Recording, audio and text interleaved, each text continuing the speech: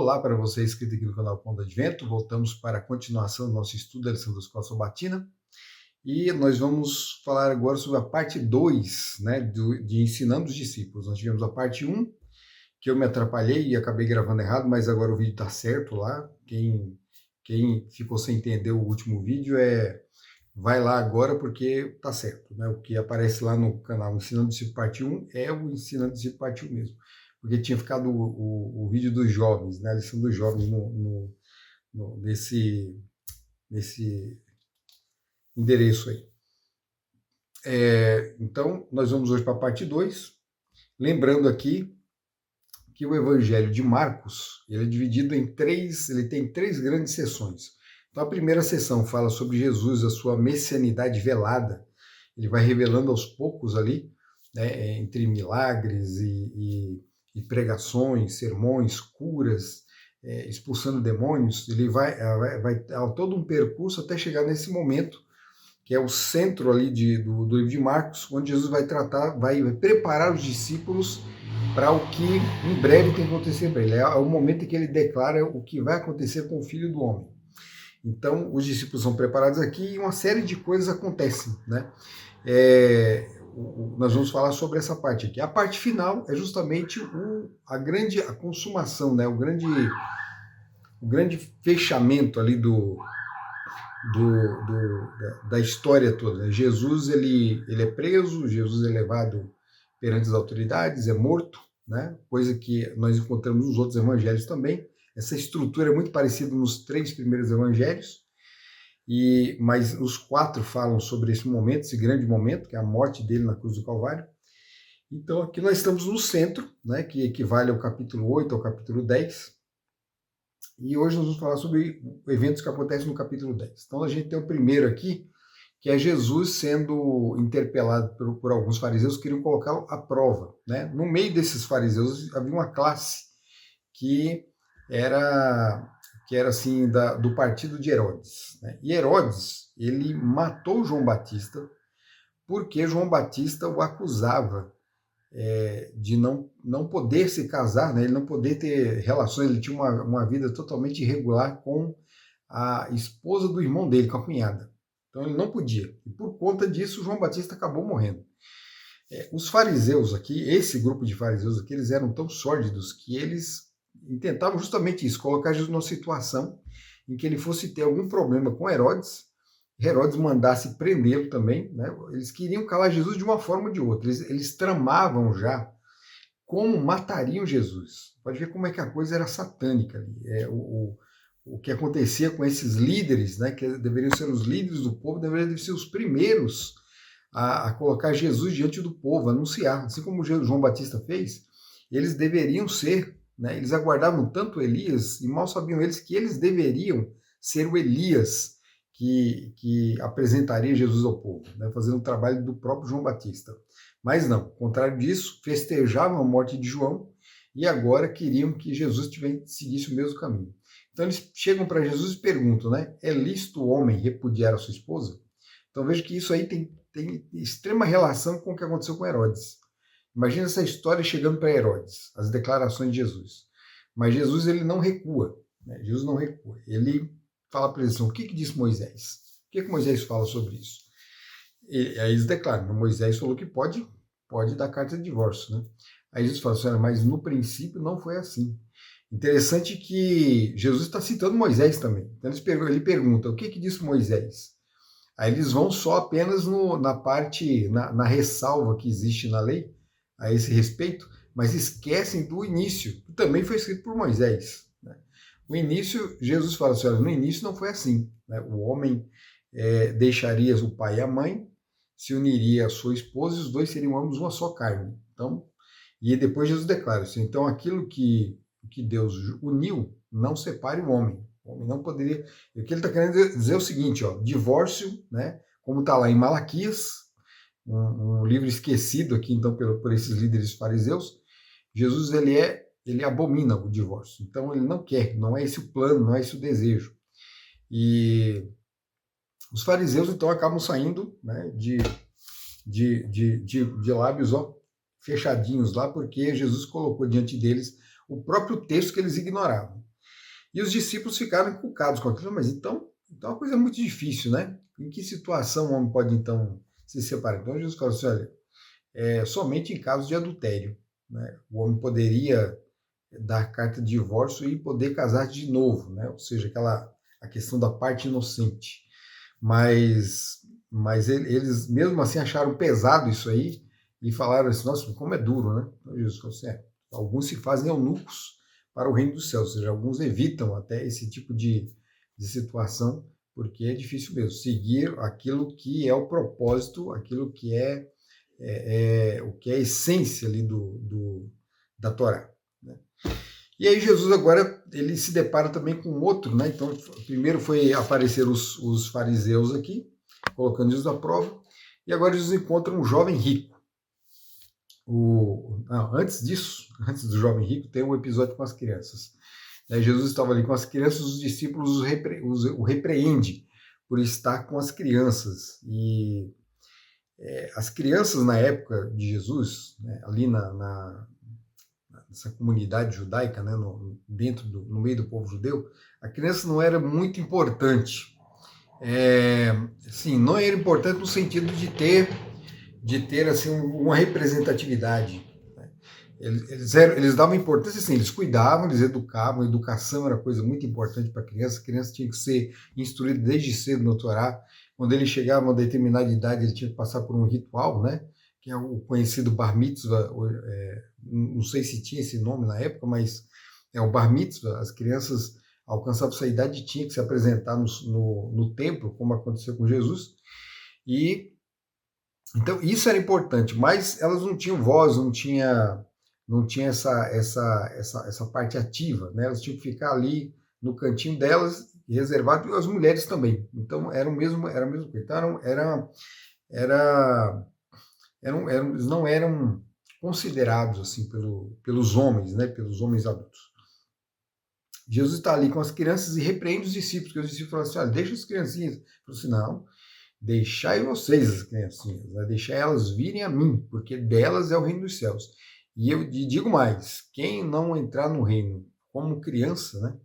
Quem não for como uma criança, jamais entrará no reino dos céus.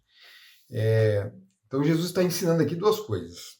Primeiro, que o discípulo, o verdadeiro seguidor de Jesus, tem que ser humilde, simples, como uma criança.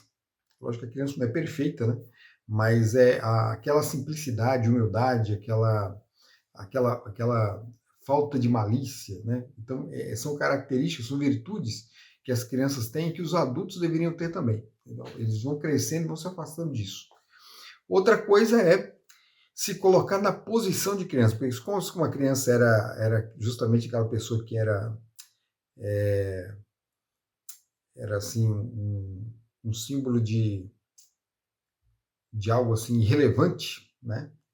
Enquanto alguns ali, a gente vai ver daqui a pouco, eles estavam procurando status, estavam procurando representatividade, estavam procurando poder, né? Jesus fala assim, não, sejam como essas crianças. Elas são até desprezadas, né? Até desprezadas. Vocês têm que se colocar nessa posição, nessa situação aqui. E aí, nesse ínterim, surge aqui a história do jovem rico, né? Um homem procura Jesus, perguntando, um homem muito rico, um jovem muito rico, procura Jesus, e ele tem ali, de certa forma, a sinceridade do seu coração nessa busca, né? E chega perguntando para o bom mestre, e já logo no início Jesus já começa a repreensão, porque ele procura por bom mestre, mas não reconhece exatamente como o filho de Deus, né? E Jesus fala assim, olha, por que você pergunta a respeito de um bom mestre? Por que você fala que eu sou bom? Né? Bom só tem um, que é o Pai. Não quer dizer que Jesus era ruim, mas o homem não estava vendo Jesus como deveria ver, mas ao mesmo tempo chamando ele de bom. Jesus falou assim, não, esse tipo de coisa você não pode considerar bom. E aí ele pergunta, o que você deseja? Ele falou assim, olha, eu quero saber o que eu faço para conseguir herdar o reino. E Jesus fala, guarda os mandamentos. Mas eu já faço tudo isso, eu já guardo os mandamentos, pastor, mas falta uma coisa, né? Vai, vende tudo que você tem e depois vem e me segue. E aí aquilo doeu muito, porque ele era muito apegado às suas riquezas. Não era uma pessoa ruim. Aí que tá. A gente tem que entender assim a essência da coisa, né? Às vezes a gente pensa que somente aqueles atos de maldade mesmo são o que nos afasta de Deus. Não, existem coisas boas que nos afastam de Deus. Ser rico não é ruim, mas o homem ele colocou o coração dele todinho na riqueza. Na verdade, Deus, embora ele seguisse, fosse um judeu obediente, sincero, provavelmente ele ajudava também o próximo, né? Mas Jesus fala assim, olha, se afasta de tudo isso, se desapega disso. Ele não conseguia. Ele não conseguia nem imaginar isso aí. E aí ele não foi capaz de fazer, e infelizmente esse jovem não seguiu Jesus, ele se perdeu. Né? Ele teve a chance aqui, mas abandonou tudo por amor à riqueza. E aí Jesus vai declarar assim, olha, que é mais fácil então um camelo passar pelo buraco de uma agulha do que um rico entrar no céu. Porque a maioria dos ricos são assim, apegados aos seus dinheiros, né? E aqui vale, né, um comentário aqui, ó, existem as explicações de que o buraco da agulha é um negócio que tem no barco, né? Ou era uma abertura na parede onde o camelo conseguia com muito esforço passar, coisa mais ou menos assim, mas não tem nada a ver com isso. Sabe? O buraco de agulha é buraco de agulha mesmo. Né? Naquela época já existia agulha, tá? E o buraquinho da agulha é onde passa só o fio, a corda. Então o camelo, é impossível o camelo passar por ali. E os discípulos vão entender isso aí e vão declarar, então é impossível.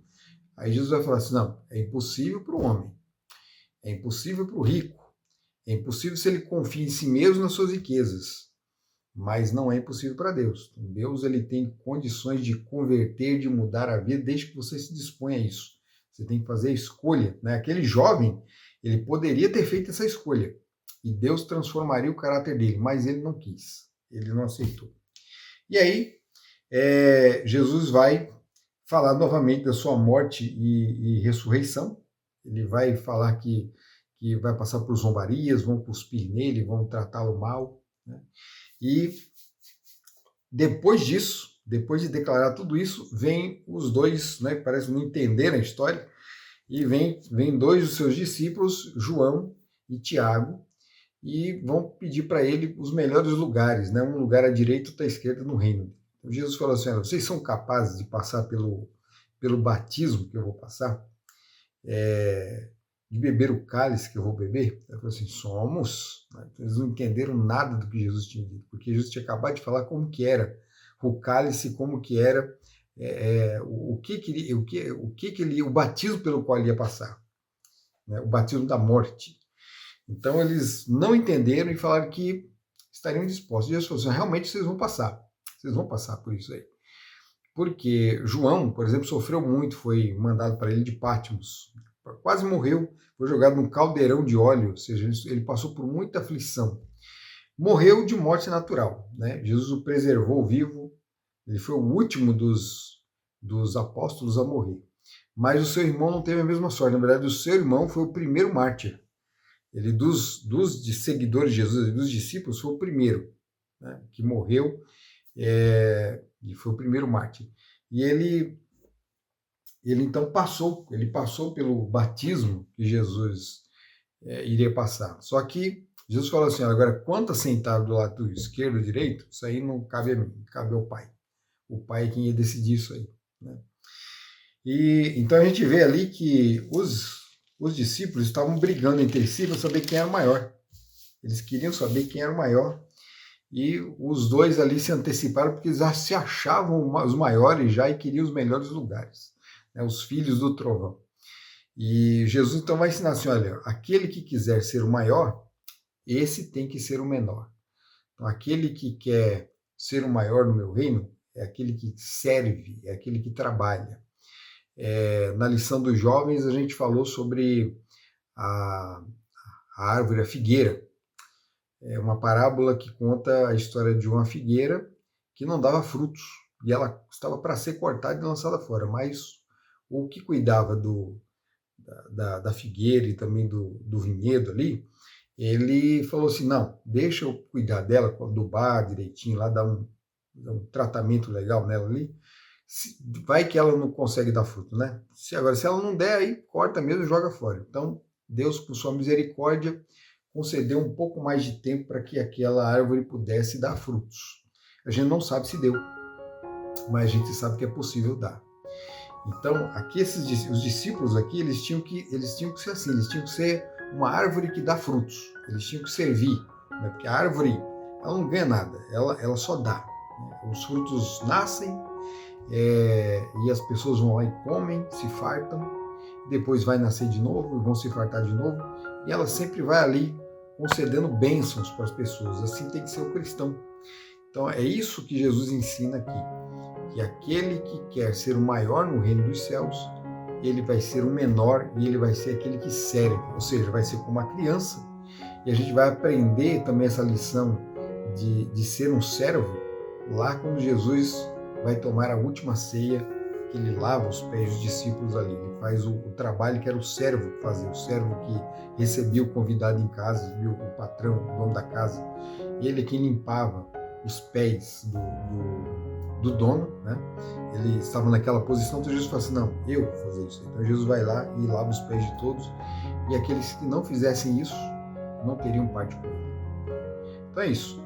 Essas são as lições de preparativos para o discipulado, né, para os discípulos aqui, para que eles tivessem condições de suportar aquilo que estava prestes a vir. Jesus estava avisando, mas eles não estavam ouvindo. Então a gente já sabe como é que vai ser a história, né? Eles não vão, no final, todos vão abandonar Jesus, com exceção de João, que vai ficar ali até o fim ali, né? Vai ver todo o processo, toda a crucificação. Mas até esse mesmo vai se afastar depois da morte, achando que tudo acabou, né? Que tudo chegou ao fim. Mas tudo ia mudar na manhã da ressurreição, né? Foi um sábado triste para eles, mas o dia seguinte ia ser um dia inesquecível, assim como foi aquele sábado também. Deus abençoe você. Até o nosso próximo vídeo. Tchau.